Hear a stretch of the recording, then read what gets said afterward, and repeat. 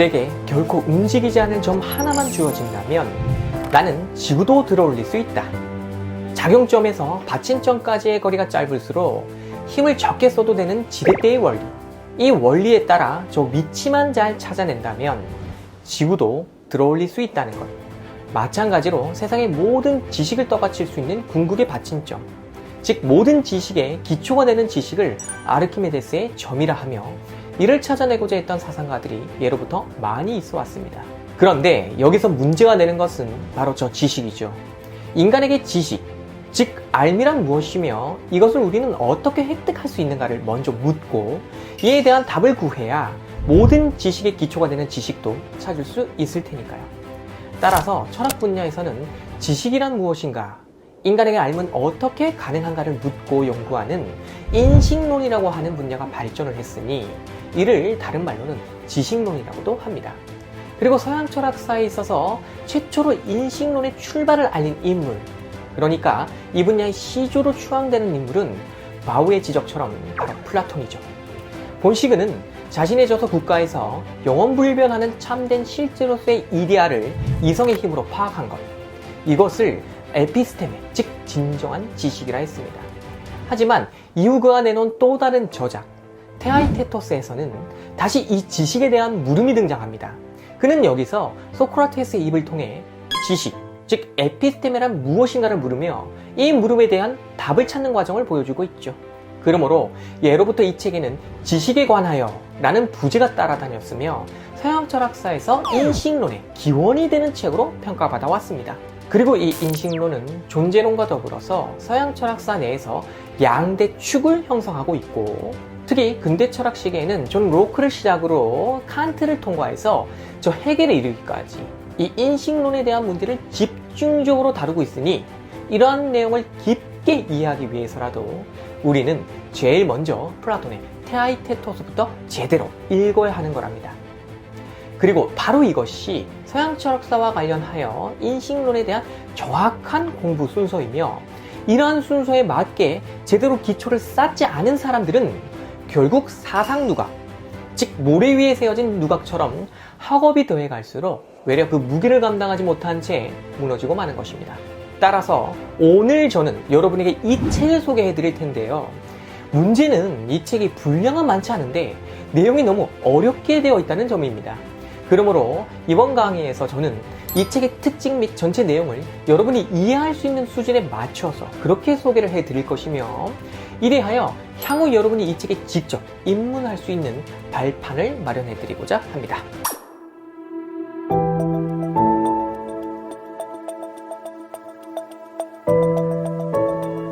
이 책은 바깥 이야기 속에 내부 이야기가 들어있는 액자식 구성을 취하고 있는 게 특징입니다.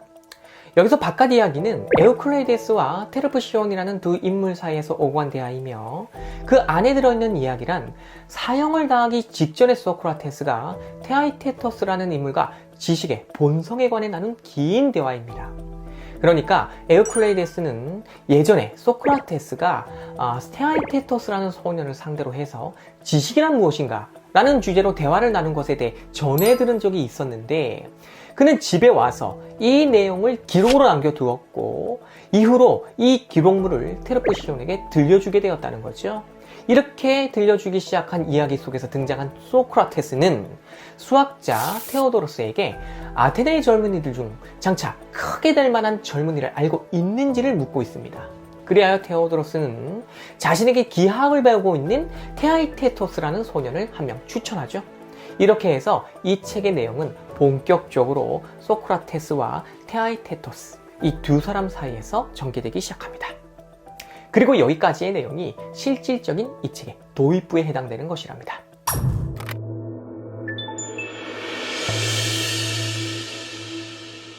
자, 이제는 이 두 사람 사이에서 시작된 본격적인 대화에 주목을 해보겠습니다.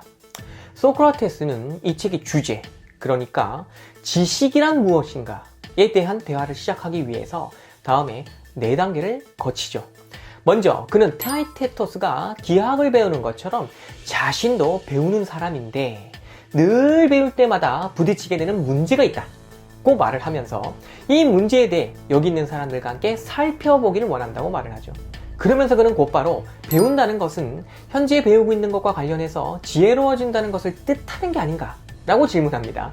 그러니까 가령 수학에 대해 배우는 사람은 배우기 이전보다 이 수학에 대해 더 지혜로워지는 게 아니냐라는 의미와 같은 종류의 물음을 던진 것이죠. 이에 테아에테토스가 동의를 하자 이제는 지식이 있다면 그것에 대해 지혜롭기도 한 것이 아니냐 하고 물으면서 지식에 대한 문제를 꺼내죠. 그러니까 수학을 배워서 이 분야에 대한 지식을 얻은 사람이 그 지식을 갖지 못한 사람에 비해 더 지혜로운 것 아니냐라는 의미와 같은 종류의 질문을 한 것입니다. 이에 대해서도 테아에테토스가 동의를 하자 드디어 소크라테스는 이 책 전체에 걸쳐서 핵심이 되는 문제를 묻습니다. 그렇다면 지식과 지혜는 같은 것인가? 자, 여러분은 어떻게 생각하십니까? 의사는 질병에 대해 일반인보다는 지혜롭다고 할 수 있겠죠? 그것은 질병에 대한 의학적 지식이 우리보다 월등히 많기 때문입니다. 그러니 지식이 곧 지혜 아닐까요? 만약 이러한 물음에 여러분이 곧바로 동의하기가 쉽지 않다면 우리는 여기서 다음과 같이 다시 물어야 합니다. 지식이란 대체 무엇인가?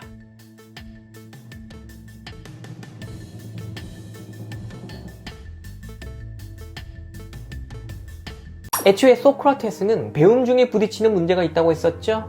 여기서 말한 이 문제가 바로 지식이란 무엇인가입니다.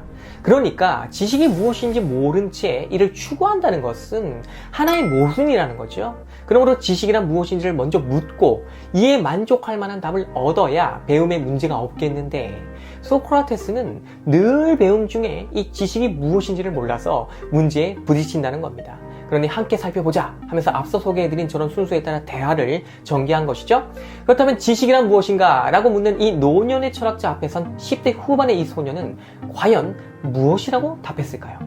그는 현재 자신이 배우고 있는 기하학, 신발을 제작하는 기술이나 다른 기술자들이 가지고 있는 여러 기술들 모두가 저마다의 지식이라고 답을 합니다. 하지만 소크라테스는 이러한 답변이 지식에 대한 여러 종류를 나열한 것일 뿐 지식 그 자체가 무엇인지를 답한 것 아니라고 지적하죠.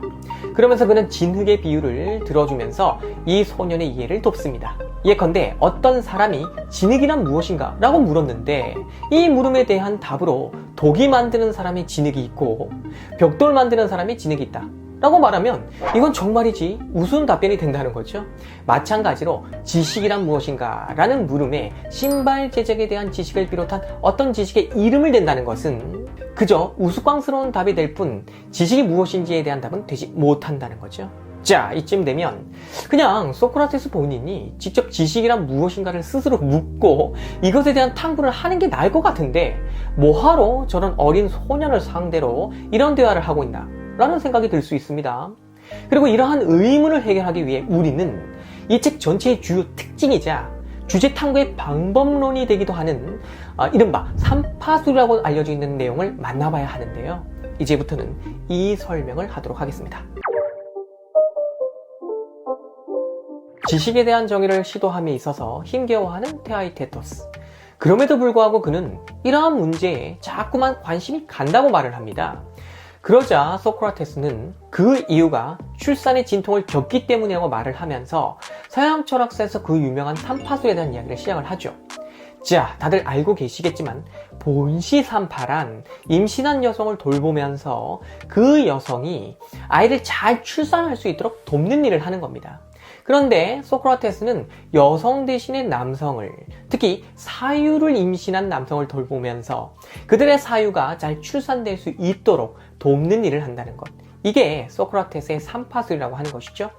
그리고 이러한 그의 삼파술에 대한 세부적인 내용을 여러분이 단번에 파악할 수 있도록 제가 분석하여 이렇게 표로 만들어 보았습니다. 먼저 첫 번째 내용부터 설명하죠. 이 당시 아테네에서 삼파는 가임 기간이 지난 여성, 즉 출산을 하지 못하는 여성이 맞는 일이었는데 이와 마찬가지로 소크라테스 본인 또한 자신은 지혜를 임신할 수 없으며 따라서 스스로 이 지혜를 출산할 수 없는 운명에 놓여 있다고 말을 하고 있죠. 그리고 두 번째로 삼파는 임신 중인 여성을 그 누구보다 잘 알아보는 능력을 가진 자인데 마찬가지로 소크라테스 자신은 지혜를 임신한 남성을 그 누구보다 잘 알아보는 능력을 가졌다는 것. 세 번째로 산파는 필요에 따라 유산을 시킬 수도 있고 또 잘 출산시킬 수 있도록 그렇게 돕는 일을 하는데, 마찬가지로 소크라테스 자신도 지혜를 잘 출산시킬 수도 있고 필요에 따라서는 이것의 진위 여부에 따라 유산시킬 수도 있다는 것. 그리고 네 번째는 서로 교제하면 최상의 자녀를 낳을 수 있는 그런 남녀를 찾아서 잘 중매해주는 그런 역할을 하는 것도 진정한 산파라면 하는 일인데, 이처럼 소크라테스 자신도 지혜를 임신하지 않을 것 같은 남성을 찾아가지고 그와 교제하면 좋은 결과를 낼 수 있는 그런 사람 또는 스승을 찾아서 잘 중매시켜준다는 것. 책에는 이와 관련된 내용에 부수적인 설명이 좀 더 있기는 한데 핵심적인 내용은 지금 제가 분석해드린 이 네 가지로 정리가 되는 겁니다. 그리고 제일 중요한 내용이 하나 남았으니 그것은 바로 산파와 소크라테스의 결정적인 차이점입니다. 이게 뭐냐면, 산파와 달리 소크라테스는 남성이 임신한 사유를 시험해 보면서 그것이 진짜인지 가짜인지를 가려내는 일을 한다는 것. 자, 이렇게 해서 이 책에 나오는 소크라테스의 산파술에 대한 내용을 정리해 드렸는데요. 이제부터는 왜 이러한 산파술이 이 책 전체의 성격을 결정지으며 주제 탐구의 방법론으로 사용되고 있는 것인지, 그리고 왜 소크라테스는 지식의 본성에 대한 주제를 직접 탐구하지 않고 저 소년을 상대로 탐구하게 만들고 있는 것인지에 대해 설명해 드리도록 하겠습니다.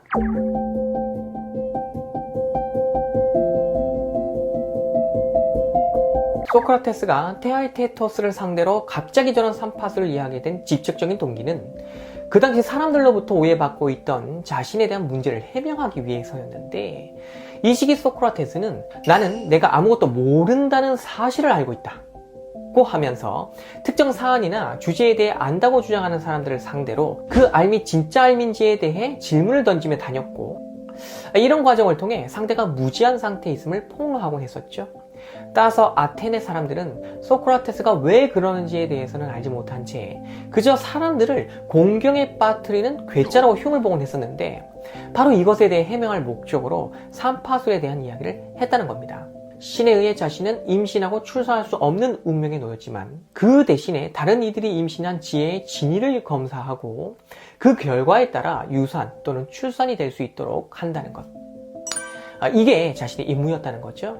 따라서 이러한 소크라테스는 지식이란 무엇인가 라는 문제에 대해서도 그 자신이 직접 해결할 수 있는 사유를 임신하고 출산할 수는 없는 운명이었으므로 자기 대신에 이러한 사유를 임신한 테아이테토스를 상대로 그 출산을 돕고자 산파술을 적용하고 있다는 것. 그렇기 때문에 이 논의는 애초에 소크라테스에 의해 주도되는 것이며, 이것은 쟁론, 그러니까 서로의 우열을 가리는 방식으로 다투는 그런 형태의 토론은 아닌 겁니다.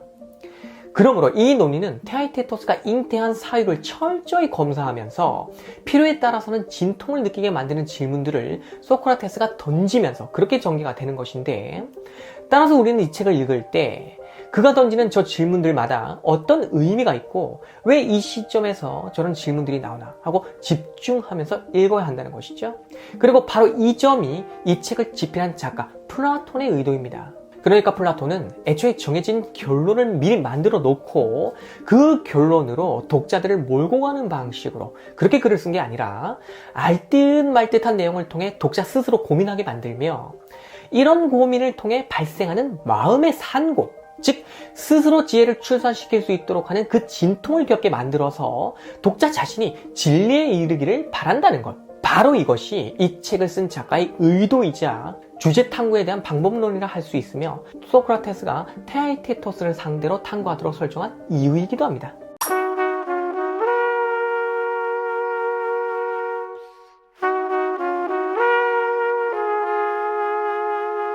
이러한 특징을 가진 이 대화편에서는 지식에 대한 정의가 총 3가지로 제시가 되며 이를 검토하는 과정을 가집니다. 그리고 결과적으로 이 3가지 모두는 관련 비판에 따라 폐기되는 운명에 처하죠.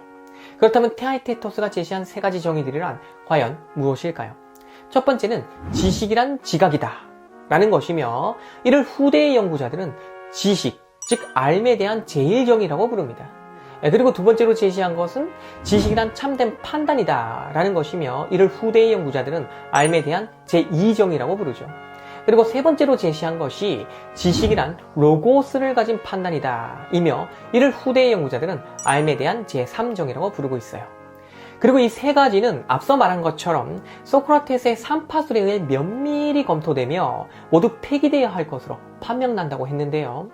이후로 테아이테토스의 영혼으로부터 새롭게 임신할 만한 것이 없음을 확인한 이 두 사람은 이것으로 대화를 끝냅니다. 그리고 곧바로 소크라테스는 자신을 고발한 멜라토스의 고발장에 답을 하기 위해서 가봐야 한다고 말을 하죠. 그러면서 그는 내일 다시 만날 것을 약속하는데 이렇게 이 책 전체의 내용은 마무리가 됩니다. 그리고 이들이 약속한 그 다음날의 만남은 플라톤의 또 다른 저작물 소피스트를 통해 이루어지며 여기서 대화는 다시 시작됩니다. 자, 이렇게 해서 저는 이 책의 구성에 대해서도 설명을 해드렸는데요. 이제부터는 우리가 이 책의 세부적인 내용, 특히 제1정의부터 제3정의까지의 내용을 만나봐야 하는데 앞서 말씀드린 것처럼 여기서 문제가 좀 발생을 하죠. 이게 뭐냐 하면 이 책의 내용이 처음에는 쉬운 듯해도 점점 어려워지기 시작을 하고 갑작스럽게 새로운 내용들이 막 추가되기 시작을 하고 또 직접적으로 그 내용들을 검토하면 될 텐데 굳이 기류법과 같은 것을 이용해서 이것들을 검토하는 등 왜 복잡하게 전개되면서 독자들의 이해를 어렵게 만들어버린다는 겁니다. 그래서 이 모두를 단 한 번의 강의에 다 담기에는 무리가 있습니다. 시간이 너무 길어진다는 얘기죠. 그러므로 저는 여기서 여러분들이 쉽게 이해할 수 있는 수준에 맞춰서 정리된 것을 알려드리겠다. 이렇게 미리 말씀드렸으니까 참고하면서 계속 따라오시기를 바랍니다. 우선 첫 번째로 제시된 정의는 지식이란 지각이다 입니다. 여기서 지각이란 감각을 통해 알게 되는 것을 말하죠. 가령 눈을 통해 시각적 정보를 얻고 귀를 통해 청각적 정보를 얻는 것이 여기에 해당이 됩니다. 그래서 이러한 지식을 요새는 잘 안 쓰는 표현이기도 한데 한국철학계의 거장 박종훈 교수님은 인식논리에서 감각지라고도 불렀죠. 아무튼 이렇게 제시한 테아이테토스의 정의는 곧바로 프로타고라스의 인간 척도설과 같은 것으로 정의가 됩니다. 여기서 프로타고라스의 인간 척도설은 인간은 만물의 척도이다. 존재하는 것에 대해서는 존재한다는 척도요. 존재하지 않는 것에 대해서는 존재하지 않는다는 척도이다. 고 하는 이 유명한 명제를 말하는 겁니다. 자, 그리고 이러한 그의 명제를 소크라테스는 진리 상대주의에 해당되는 것으로 보고 있는데 이를 바람에 비유해 설명하죠. 동일한 바람에 누구는 차다고 느끼고 누구는 안 차다고 느끼는데 이때 이 바람은 그 자체로 차거나 또는 안 차다고 말을 해야 할까? 아니면 프로타고라스에 따라 차게 느끼는 사람에게는 찬 것으로 그렇게 느끼지 않는 사람에게는 안 찬 것으로 말을 해야 할까? 이렇게 질문한 소크라테스가 곧바로 후자의 경우가 타당한 것이라고 말을 합니다. 그리고 이때 지각된 것, 즉 감각하여 알게 된 것이 나에게 그렇게 나타난 것이고 이렇게 존재하게 된 것이 그 사람에게 진리라는 것. 그러므로 이렇게 진리의 기준이 나에게 있다고 해서 인간, 즉 개인으로서의 나라는 존재가 만물의 척도라는 얘기며 이러한 논리는 진리가 절대불변의 보편적인 것이 아니라 서로가 지각하여 각자 알게 된 것이므로 진리 상대주의적 입장에 놓이게 된다는 겁니다. 그러므로 이러한 관점에서 보게 되면 한 개인이 뜨겁다고 감각하여 알게 된 것과 그 현상은 이를 감각한 그 사람에게 같은 것이 되며 이 사이에 오류가 개입될 가능성 없는 것이므로 지각이 곧 지식이다 라는 정의가 정당하게 내려질 수 있는 것처럼 보인다는 거죠. 이렇게 테아이테토스의 첫 번째 정의를 프로타고라스의 진리 상대주의 교설과 결부지은 소크라테스는 곧바로 이러한 프로타고라스의 견해를 지탱하고 있는 그 원천으로 헤라클레이토스의 만물 유전설을 거론하기 시작합니다. 여기서 만물 유전설이란 같은 강물에 두 번 발을 담글 수는 없다 라는 명제로 유명한 것인데 세상 모든 것이 변하며 강물도 계속 흐르기 때문에 발을 넣었다 뺀 후 다시 넣었을 때는 아까의 그 강물이 아니라는 얘기죠. 어쨌든 이러한 헤라클레이토스의 교설을 끌어들인 소크라테스는 이후로 단일 존재론에 대한 부정, 존재와 생성의 문제, 수의 증가 문제, 우주의 운동 문제 등등을 깊이 있게 다루며 그 후로 감각할 수 있는 사람, 즉 감각 가능자와 감각 현상의 관계 문제를 다루고 꿈과 정신 착란에 따른 감각 문제 등을 다루면서 이 논을 아주 복잡하게 주도해 나갑니다. 자, 그런데 지금 제가 언급한 이런 내용들은 매우 복잡하며 난해한 것이라서 지금 이 기초 소개편에서 다루기보다는 다음에 심화편에서 정밀하게 다루는 게 좋겠습니다. 어쨌든 이러한 논의를 거친 소크라테스는 감각에 대한 이론을 크게 다음에 두 종류로 정리를 합니다. 첫째는 어떤 감각도 자기 고유의 것이라서 다른 사람과 동일한 감각을 가질 수는 없다는 것. 둘째는 인간은 물을 감각할 수는 없으므로 언제나 무엇에 대해서만 감각한다는 것. 따라서 인간이 감각한다는 것은 철저히 독자적인 것이며 언제나 무엇에 대해 감각하는 것이라고 할 수 있는데, 이렇게 정리한 내용을 놓고 소크라테스는 비판적 검토를 시작합니다. 먼저 그는 각자가 감각하여 각 개인에게 나타난 것을 그 자체로 참된 알미라고 했을 때 이러한 감각 경험이 가능한 다른 동물들도 많기 때문에 굳이 인간이 만물의 척도가 될 이유는 없다고 비판을 하죠. 다음으로 감각과 알미 같은 것이라면 기억을 통해 얻게 되는 지식은 감각과 어떤 관계에 있는지를 설명하지 못한다는 점에서 문제가 된다고 비판합니다. 그 다음으로 한쪽 눈을 가진 사람의 경우 나머지 한쪽 눈으로는 감각이 가능하여 지식을 얻지만 다른 한쪽 눈은 감각이 불가능하여 지식을 못 얻는다고 봐야 하는데, 이거 마치 알면서도 모르는 것과 비슷한 종류의 모순이 아니냐 하고 비판을 하죠. 그리고 지금 소개한 이런 내용들이 소크라테스의 1차 비판이고요. 이후로 다시 그는 프로타고라스의 논변을 옹호해주는 입장에 서가지고 다시 또 검토를 합니다. 그런 후에 다시 2차, 3차, 그리고 마지막으로 4차 비판까지 가죠. 특히 이 4차 비판에서 소크라테스는 육체와 영혼이 하는 일에 차이가 있다고 말을 하면서 추위를 느끼고 뜨거운 것을 감각하는 일은 육체가 하는 것이지만 이렇게 감각하여 얻는 지식 말고 비슷한 것과 차이가 나는 것을 파악하는 일, 있음과 없음에 대한 문제를 존재론적으로 탐구하는 일, 무엇이 본질이고 무엇이 본질이 아닌지를 분별하는 이런 일들은 육체적 감각을 통해 얻는 지식이 아니라 오히려 영혼의 기능, 즉 판단과 관련된 것으로 보인다고 하면서 지각이 곧 지식이 되기에는 충분하지 않다는 결론을 내립니다. 따라서 테아이테토스는 지식에 대한 두 번째 정의로 지식이란 참된 판단이다를 제시하게 되죠. 하지만 소크라테스는 여기서 참된 판단이 지식이 될 수 있는지를 곧바로 검토하기보다는 먼저 판단이란 무엇인지를 물으면서 그것의 본성을 파악을 하고 그 다음으로 틀린 판단은 무엇으로부터 성립하며 옳은 판단과 어떻게 구분되는가를 파악해보자고 제안하죠. 그러면서 소크라테스는 오류가 있는 판단에 대한 문제와 관련하여 모두 5차례에 걸쳐서 오류 가능성의 논의를 전개시키는데요. 이러한 과정 끝에 그는 아주 간단한 교설로 지식과 참된 판단은 서로 관계가 없음을 밝혀버립니다. 그렇다면 이 간단한 교설이란 무엇일까요? 우선 돈을 빼앗겼거나 폭력을 당한 그런 사건 현장에 목격자가 있다고 한번 가정을 해보죠. 하지만 이 사건과 관련된 법률적 판단은 배심원이 하는 것입니다. 따라서 이 사건 현장에 대한 직접적인 지식은 저 목격자가 가지는 것이지만 배심원은 이런 지식 없이 소문 또는 설명만 듣고 판단을 하게 되죠.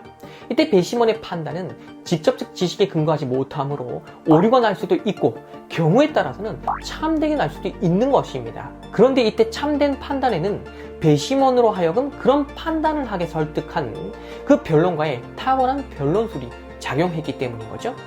이런 화술에 의해 설득당한 배심원이 저 사건 현장에 대한 직접적인 지식 없이도 참된 판단을 하게 되는 경우가 있다는 겁니다. 따라서 이런 경우를 놓고 보면 지식과 참된 판단은 반드시 관련을 맺는 것은 아니다 라고 판명이 난다는 겁니다. 이렇게 해서 테아이테토스가 제안한 두 번째 정의도 폐기되고 맙니다.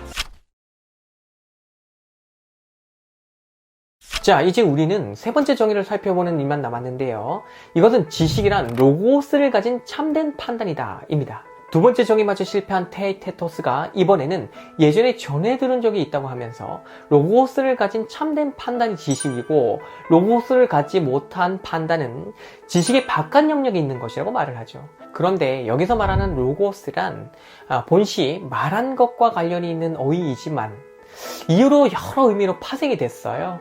따라서 여기서는 헷갈려 하지 마시고 설명이라고 이해하면 되겠습니다. 따라서 설명을 가진 참된 판단이 곧 지식이다. 이렇게 이해하면 된다는 거죠. 자, 이렇게 테아이테토스가 새로운 주장을 펼치자 소크라테스는 그러한 주장에 이제 근거를 요구를 하고요. 여기 이 소녀는 자신이 그 근거를 제시하기가 힘들다고 말을 하죠.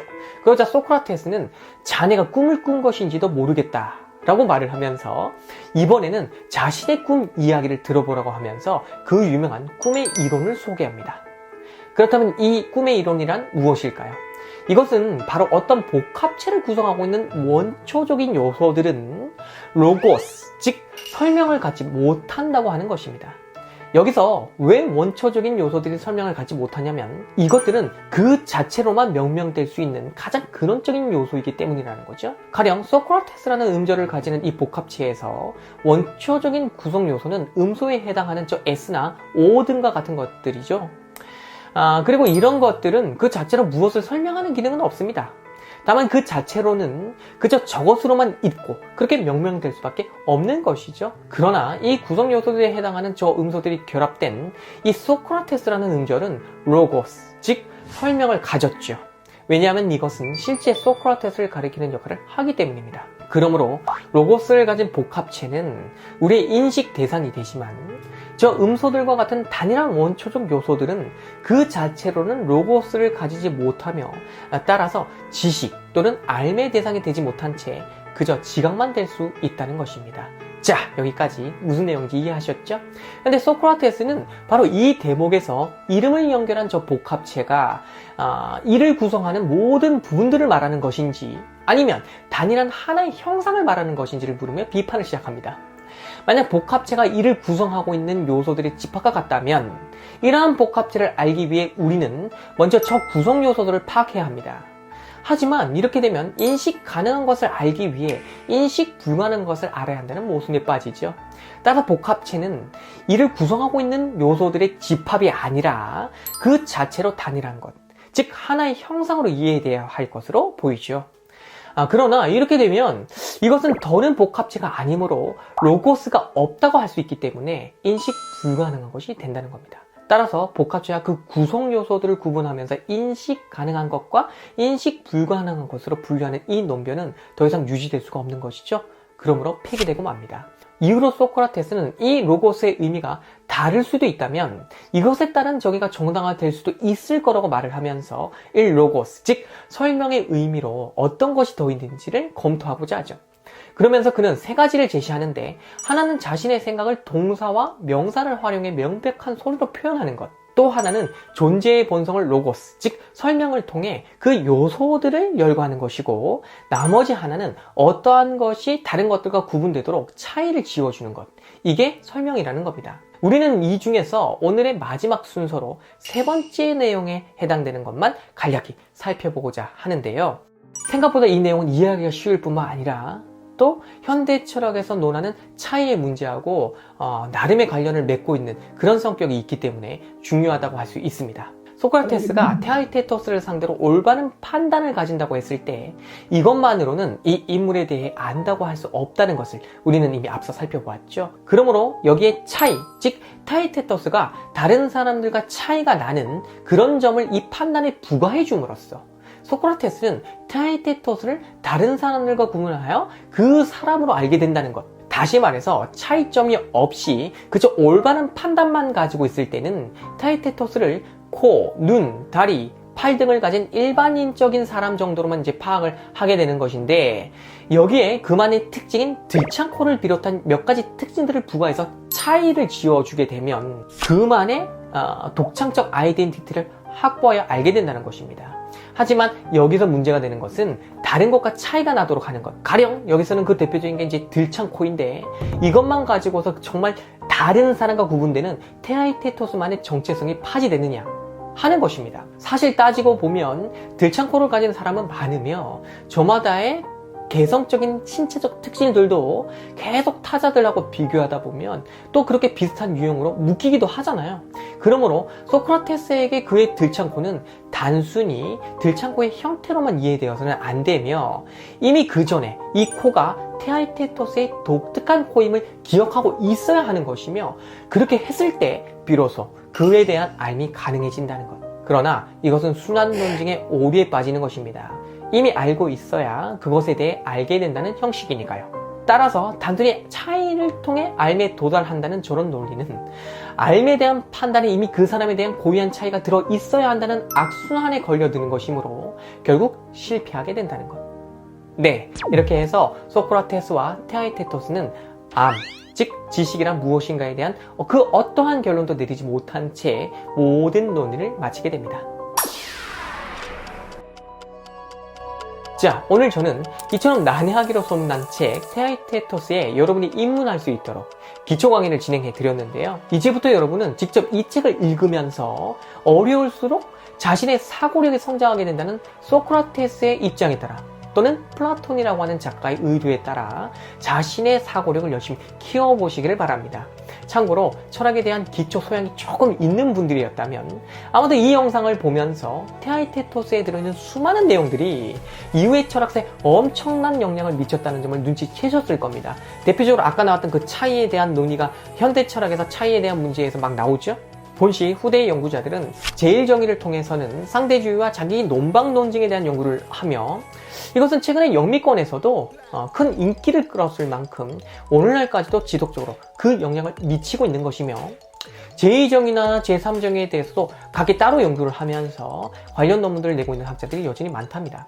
이처럼 이 책은 오늘날까지 그 영향력이 강력한 고전 중의 고전이며, 향후 우리가 인식론에 대한 현대 철학적 문제들을 접하는 데 있어서도 기초가 될 것이므로 그 중요성을 아무리 강조해도 지나침이 없다고 하겠습니다. 그러니 이 방송을 보신 여러분은 꼭 책을 읽어보시기를 바라며, 저는 이후로 여러분이 이 책을 직접 읽고 어느 정도 익숙해진 시점이 왔다고 판단될 즈음에 다시 심화편을 만들어서 오늘 다루지 못한 세부적인 내용들을 필요하다면 몇 편의 시리즈로 나눠서 아주 정밀하게 해설해드리는 그런 강의를 마련해 보도록 하겠습니다. 그때까지 열심히 읽어보세요. 감사합니다.